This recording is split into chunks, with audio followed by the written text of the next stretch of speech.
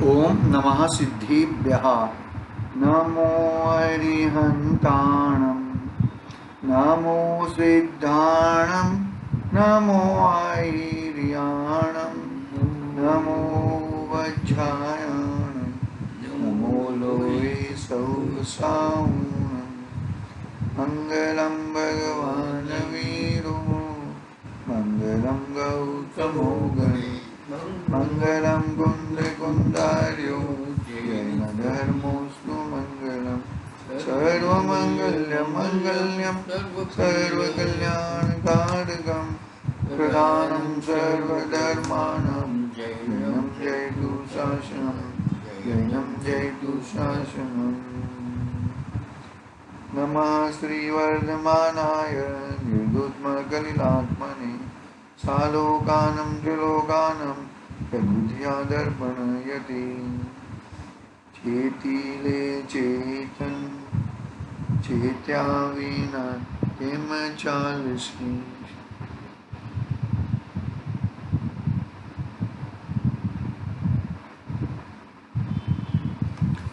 रत्नाकरण सावकाचा समदभद्र आचार्य देवता रचित परमागम महान चरणान योग का शास्त्र अपने सामने विराजमान है। छठा अधिकार भावना अधिकार पे अपनी बात चल रही है, हम पढ़ रहे हैं।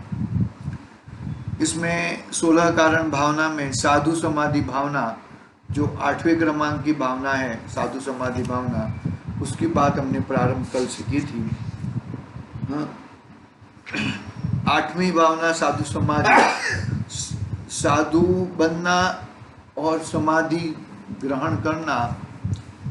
वो समाधि तो गृहस्थ भी समाधि ले सकता है, और साधु महाराज तो लेते ही हैं समाधि। समाधि की बात आई तो 12 मैक्सिमम समाधि का काल कहा 12 वर्ष। 12 वर्ष के पूर्व में समाधि तुम ले सकते हो। धीरे धीरे धीरे धीरे हर चीज का त्याग करते करते अंत में 12 साल पूरा होने के 6 महीना बचा है तो पूरा अन्न जल का पूरा त्याग कर देते हैं और समाधि पूरी ले लेते हैं। इस तरह की समाधि 12 वर्ष की भी रहती है। मैक्सिमम उत्कृष्ट काल 12 वर्ष का कहा। और फिर और भी तो वो अंतर मुहूर्त की भी रहती है, जैसी जैसी योग्यता रहती है उस हिसाब से साधु समाधि भावना रहती है। समाधि वो एक अपना मनुष्य का एक अंग है। समाधि तो हमें लेनी ही चाहिए। समाधि के बिगैर मतलब समाधि का मतलब क्या है कि मैंने पर वस्तु को सब कुछ छोड़ दिया है और मैं मेरे आत्मा में रहना चाहता हूँ। जो भी पर का अवलंबन था, वो पर का अवलंबन की मुझे कोई आवश्यकता नहीं है। मैं मेरे स्व में परिपूर्ण हूँ। इस तरह की भावना वो रहते हैं। देखो, मुझे भव में अनेक बार नारीपना प्राप्त हुआ। क्या कहते हैं? मुझे भव में अनेक बार नारीपना भी प्राप्त हुआ। काम की तीव्र लपटता सहित मुझे भव में अनेक बार नपुंसकपना भी प्राप्त हुआ, और मुझे भव में अनेक बार पुरुषपना भी प्राप्त हुआ, तो भी वेद के अभिमान से नष्ट होता फिरता रहा। मतलब वेद के अभिमान से, वेद का अभिमान करता रहा। बरोबर है? हाँ। भव में अनेक जाति के दुखों को प्राप्त हुआ। संसार में ऐसा कोई दुख नहीं है जो मैंने अनेक बार नहीं पाया हो। कोई इंद्रिया जनित सुख भी नहीं है जो मैंने अनेक बार नहीं पाया हो। अनेक बार नरक में नारकी होकर असंख्यात काल तक प्रमाण रहित अनेक प्रकार के दुख भोगे। नरक में नारकी होकर असंख्यात बार नरक के दुख भोगवे हैं, असंख्य प्रकार के दुख भोगे हैं। अनेक बार तिर्यंचों के भव प्राप्त करके अनंत बार जन्म मरण करते हुए अनेक प्रकार के दुख भोगते हुए बारंबार परिभ्रमण किया है। निरंतर परिभ्रमण करता आया हूँ। कभी भी मैंने अपने स्वभाव की तरफ, कभी भी मैंने अपने मुक्ति मार्ग की ओर, कभी भी मैंने मोक्ष मार्ग की ओर कभी भी प्रयाण नहीं किया, संसार में ही प्रयाण करता रहा। संसरति, संसार में ही जन्म मरण निरंतर करता रहा। मैं अनेक बार धर्म वासना रहित, किसकी वासना? धर्म की वासना रहित मिथ्या दृष्टि मनुष्य भी हुआ। अनेक बार देवलोक में भी जन्म का प्राप्त हुआ। अनेक भवों में जिनेंद्र भगवानों की पूजा भी की। अनेक भवों में गुरु की वंदना भी की है। अनेक भवों में मिथ्या दृष्टि होकर कपट पूर्वक आत्मनिंदा भी की है। अनेक भवों में दुर्धर तप भी धारण किया है। अनेक भवों में भगवान के समोस्तरण में भी हो आया हूँ तथा अनेक भवों में श्रुत ज्ञान के अंगों का भी पठन पाठन आदि का अभ्यास किया है, तो भी अनंत काल से भव निवासी ही रहा।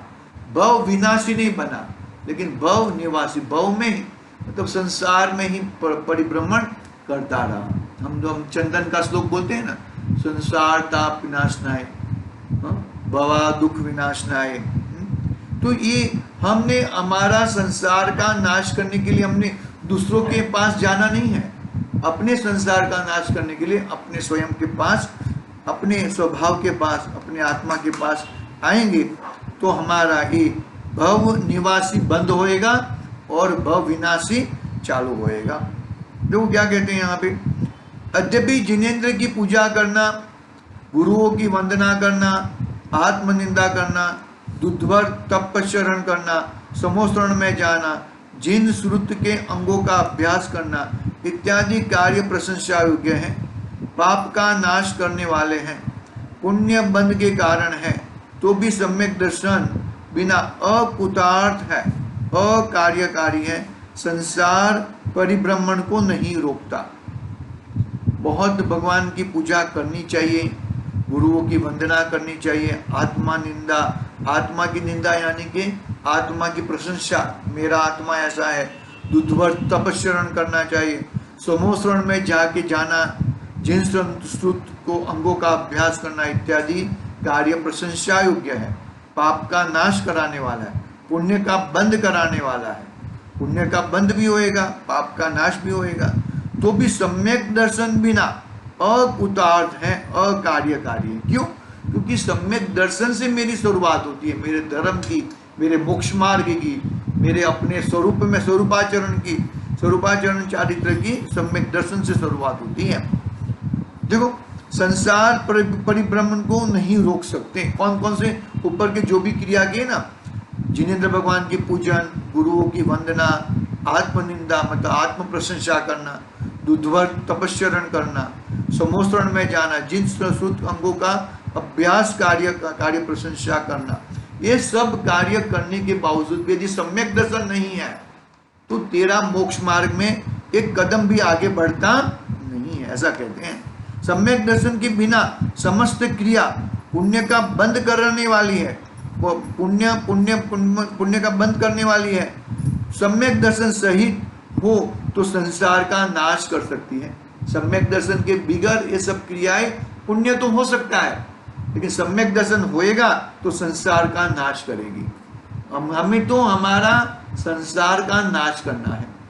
अभी हमें संसार में रुचना, जन्म लेना अच्छा लगता नहीं है, हमें संसार से छूटना है। तो वो ही बात आत्मानुशासन गुणभद्र आचार्य देव ने आत्मानुशासन ग्रंथ लिखा है, वो आत्मानुशासन का कोटेशन यहाँ पे देखते हैं। देखो, क्षमा बोध वृतम तपसा पाषाण सेय गौरमं कुशं पूज्यं महामणिरीव तदेव सम्यक् संयुक्तम। पुरुष के संभाव, ज्ञान, चारित्र और तप, उनका महानपना पाषाण के महानपना के समान है। यही सम, बोध, चारित्र व तप यदि सम्यक सहित हो तो महामणि के समान पूज्य है। क्या कहा कि दर्शन, ज्ञान, चारित्र, मानो के पुरुषों का समभाव, मानो कि ये है तप करना, ज्ञान चारित्र तप का महानपना पाषाण के महानपना के समान है। कब? कि जब सम्यक्त्व प्राप्त नहीं है तब, और सम्यक दर्शन की प्राप्ति के बाद वही चीज महामणि के समान पूज्य है। इस तरह सम्यक्त्व का पुरुषार्थ हर ग्रंथों में, हर जगह पे अपनी श्रद्धा, मैं कौन हूं उसका जवाब किस तरह से आना चाहिए, वो सही तरीके से आना चाहिए। सम्यक दर्शन की इतनी महिमा गाई है कि ना पूछो की बात। हर ग्रंथों में सम्यक दर्शन की प्राप्ति, सम्यक श्रद्धा, अपने तत्व की, अपने द्रव्य की, अपने स्वभाव की, अपने ध्रुव की बस श्रद्धा, वही मेन है। देखो आगे भावार्थ पढ़ते हैं, वही जो आत्मानुशासन श्लोक है उसका। जगत में मणि भी पाषाण है तथा अन्य रेतीला पत्थर भी पाषाण है। जैसे कोई मनुष्य साधारण पत्थर तो मन की बांध कर ले जाए और बेचे तो पैसा ही मिले, तथा उसके एक दिन भी पेट भर एक दिन इतना वो जैसा पत्थर रहता है, वो पत्थर का कोई ज्यादा पैसा नहीं मिलता, तथा उसके एक दिन भी पेट नहीं भरे। फिर क्या कहते हैं? मणि कोई रत्ती भर भी ले जाए ले जाए और बेच आए तो हजारों रुपया मिले, समस्त जन्म की दरिद्रता मिट जाए। इस प्रकार सम भाव, शास्त्रों का ज्ञान, चारित्र धारण, घोर तपस्यरण, ये सम्यक्त्व के बिना बहुत काल धारण करे तो राज्य संपदा मिल जाएगी, मंद कषाय के प्रभाव से देवलोक में पैदा हो जाएगा, फिर वहां से मरकर एक इंद्रिय आदि पर्याय में परिभ्रमण करेगा।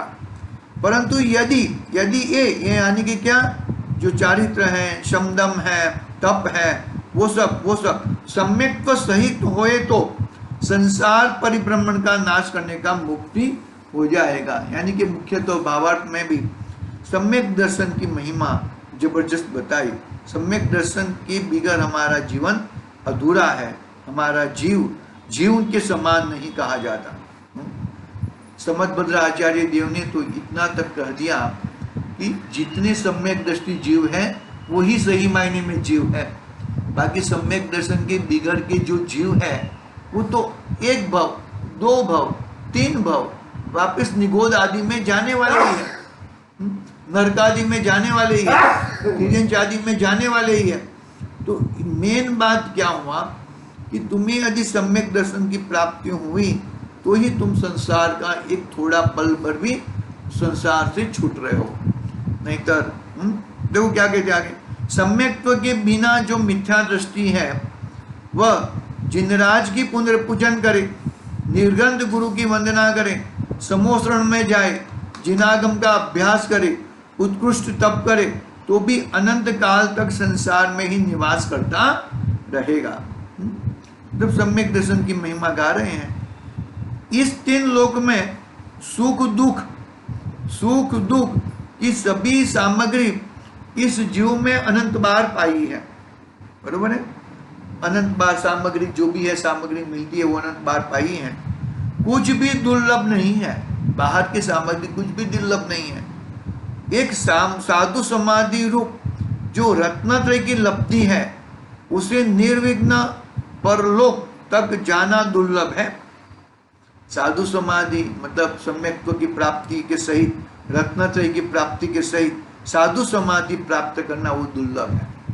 बाकी बाहर के संसार की तो चीजें तो मिलती है, आती है, जाती है, संयोग में आता है, संयोग के साथ वो उसका पूरा समय पूरा हो जाता है, वियोग हो जाता है, हमारा वियोग हो जाता है, कोई ना कुछ किसी तरह का आगे पीछे होते ही रहता है। लेकिन यदि तुमने रत्नत्रय की प्राप्ति की है तो रत्नत्रय की पूर्वक जो साधु समाधि भावना ली है तो वो तुम्हारा कल्याण की ओर तुम बढ़ोगे।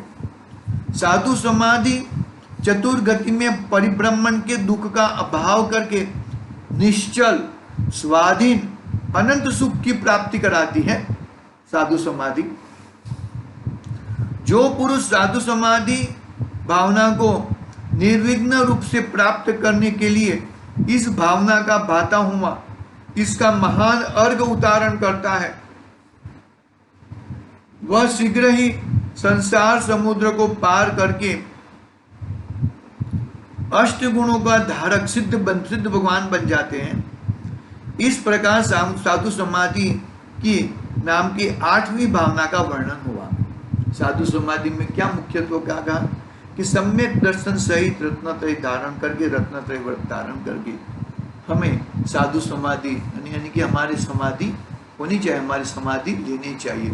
समाधि यानी कि अपने बाहर की आदि व्याधि को छोड़ देना और अपने अंदर समा जाना, उसका नाम समाधि है। निर्ग्रंथ मुनिराज हैं, बाहर में कितने भी उपसर्ग आते हो फिर भी जरा भी इतना हिलते नहीं है। अरे इतना ऐसा वहाँ ही वहाँ बैठ के सम्यक दर्शन के सहित रहते हैं और वहाँ ही बैठे बैठे मोक्ष की प्राप्ति कर लेते हैं। 5 पांडव को देख लो, सुकुशल मुनिराज को देख लो, सुकुमार मुनिराज को देख लो, बहुत सारे मुनिराजों का हमको मालूम है। इस तरह से हमें साधु समाधि की भावना हमें निरंतर पानी चाहिए। भले मतलब देखो भावना ऊंची होनी चाहिए, भले वो हम नहीं पहुंच पाते वहां तक, वो बात अलग होती है। हम मुनि दीक्षा नहीं ले सकते हैं, वो बात अलग होती है। हम सम्यक दर्शन भी नहीं प्राप्त कर सकते, वो बात भी अलग है। लेकिन हमें सम्यक्त्व की भावना, हमें सच्ची श्रद्धा पूर्वक हमारा आत्मा का ध्यान वो हमें निरंतर करता रहना चाहिए। इस तरह साधु समाधि भावना पूरी हुई। अभी 9वीं भावना है वैयावृत भावना। वैयावृत किसकी होती है कि जो सही मायने में मुनिराज हैं वो बीमार है, वो उनके तप आदि में, उनके व्रत आदि में खलेल पहुंचता है। ऐसे मुनिराजों का हमें वैयावृत करनी चाहिए। बाकी जो मुनिराज को कुछ हुआ नहीं है तो वो उसका हम कुछ वैयावृत्ति करें ना तो उनके तप में खलेल पहुंचता है। ये तो इन मुनिराजों की बात है कि जो सही मायने में अच्छी तरह से बैठ नहीं पाते हैं, अच्छी तरह से खड़े नहीं रह पाते हैं, बहुत दर्द से, बहुत वो बीच में एक फोटो आया था मुनिराज का, बहुत सारे कुछ फोड़ी वगैरह हो गई हैं। तो वो ऐसे मुनिराजों की हम सेवा शुश्रूषा करनी चाहिए। लेकिन ये तो क्या करें कि ये लोग क्या है कि जो मुनिराज अच्छे हैं उनकी वो करो, उनकी सेवा करो। जो अच्छे हैं जिनको कुछ हुआ नहीं है उनका तो तुम ऐसा वैयावृत्ति करके उनका तप में खलेल पहुंचाते हो, उनसे बातें करके उनका समय बिगाड़ते हो। त्यागी पुरुषों के पास, त्यागी मुनिराजों के पास वंदन और वो जब ये उपदेश आदि देते हैं तब तक ठीक है। बाकी हम गए थे ना, कोल्हापुर गए थे तो एक मुनिराज थे वहां पर, तो मुनिराज बहुत अच्छे मुनिराज थे। तो वो क्या बोले कि हमने पूछा मुनिराज को कि नमस्तु महाराज हमें उपदेश दीजिए जरा। तो वो क्या बोले, संसारियों को क्या उपदेश दे, शांति से रहो, सुख शांति से रहो, बस बात पूरी होगी। ज्यादा मतलब वो संसारियों से ज्यादा मिलते भी नहीं है, नहीं तो उनके भाव बिगड़ जाते हैं, बहुत ही ध्यान रखना चाहिए हमें किस तरह से हमें हमारा जीवन, मुनिराज का भी जीवन हमारा कर्तव्य है।